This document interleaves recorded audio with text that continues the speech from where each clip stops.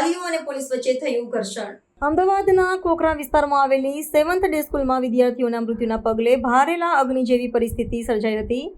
ધોરણ 10માં અભ્યાસ કરતા એક વિદ્યાર્થીની અન્ય વિદ્યાર્થી દ્વારા છરીના ઘા મારીને હત્યા કરવામાં આવતા મૃતકના પરિવારજનો અને સિંધી સમાજના લોકોમાં ભારે આક્રોશ ફેલાયો હતો। આશરે 500 લોકોનું ટોળું શાળા સંકુલમાં એકત્ર થયું હતું અને ન્યાયની માંગ સાથે ઉગ્ર વિરોધ પ્રદર્શન કર્યું હતું। આ દરમિયાન ટોળા અને પોલીસ વચ્ચે ઘર્ષણ થતાં પરિસ્થિતિ વધુ તંગ બની હતી। મળતી માહિતી મુજબ મંગળવારે શાળામાં 2 વિદ્યાર્થીઓ વચ્ચે થયેલા ઝઘડા બાદ ધોરણ 8ના વિદ્યાર્થીએ ધોરણ 10ના વિદ્યાર્થી પર છરી વડે હુમલો કર્યો હતો।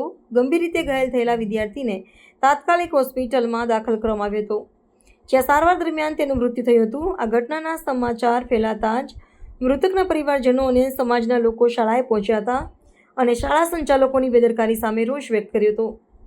ટોળાએ શાળામાં તોડફોડ કરી હતી, જેના કારણે પોલીસની પરિસ્થિતિને નિયંત્રણ લેવા માટે બળપ્રયોગ કરવો પડ્યો હતો। આ ઘટનાને પગલે શિક્ષણ જગતમાં અને સમગ્ર શહેરમાં ચકચાર મચી જવા પામી છે।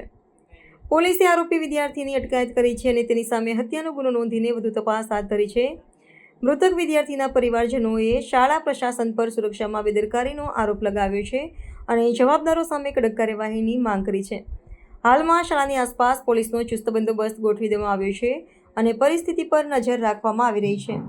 પહેલા તો આ દુઃખદ ઘટના છે, એમના પરિવારને હું હૃદયપૂર્વકની સાંત્વના આપું છું, પરંતુ ઘણા સમયથી આપણે જોતા આવ્યા છીએ કે આ એક સામાજિક ચિંતન અને મનન કરવાનો સૌનો વિષય છે।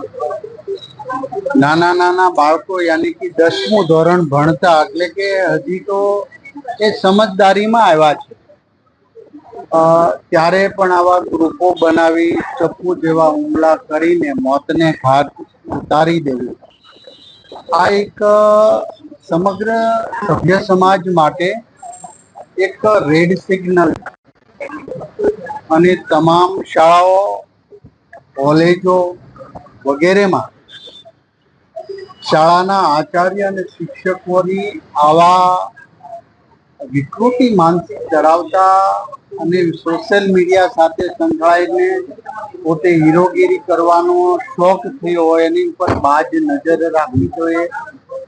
આ કેસની અંદર સંપૂર્ણપણે તપાસ માટે અમારા જિલ્લા શિક્ષણની ટીમ ત્યાં પહોંચવા આવી છે અથવા તો પહોંચી ગઈ હશે। હું કેબિનેટમાંથી બહાર આવ્યો ત્યારે હમણાં જ હજી મારે એમના કોઈ વાલી સાથે કે શાળાના કોઈ સંચાલક કે આચાર્ય સાથે વાત થઈ નથી, પરંતુ મારી ઓફિસ પર જઈ પોલીસ જે તે વિભાગના પોલીસ વડા સાથે, શાળાના સંચાલકો સાથે વાત કરી અને આમાં તટસ્થ તપાસ થાય, આ એક સ્ટડી થાય કે આવી વિકૃતતા બાળકોમાં કેમ આવી રહી છે।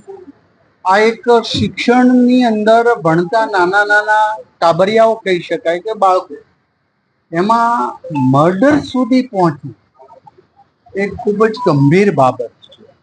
શિક્ષણ માટે નહીં પરંતુ સમગ્ર સમાજમાં એમાં બધા જ આવી ગયા।